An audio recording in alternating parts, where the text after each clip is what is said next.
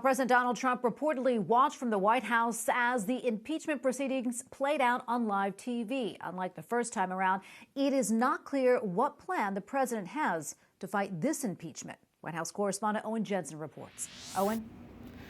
Tonight, President Donald Trump remains in office with another week to go, watching the impeachment process unfold. Now, his Vice President, Mike Pence, did not seek to invoke the 25th Amendment, but after getting booted off of social media, President Trump is no doubt finding it harder to defend himself to the public.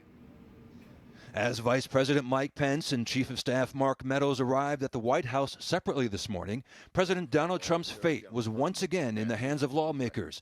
No longer able to comment on Twitter, and with YouTube the latest to pull the plug on him, President Trump said this in Texas about the push for a second impeachment.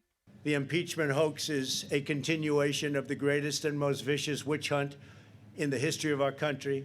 Vice President Mike Pence's refusal to invoke the 25th Amendment may have bought the president more time.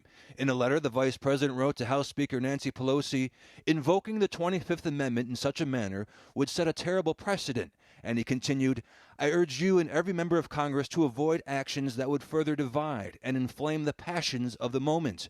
Work with us to lower the temperature and unite our country.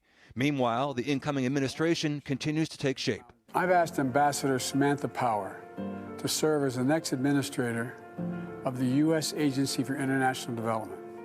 In order to keep the United States secure, we need to invest in defense, diplomacy, and development. There's already increased security around the White House, road closures, metal fencing, and concrete barriers. The vice president's home also fortified. Even Airbnb will cancel all short-term reservations in the nation's capital for the week of the inauguration. Also tonight, President Trump released a statement through the White House press office saying in part, and I'll read it here, I urge that there must be no violence, no lawbreaking, and no vandalism of any kind. That is not what I stand for, and it is not what America stands for. I call on all Americans to help ease tensions and calm tempers. At the White House, Owen Jensen, EWTN News Nightly.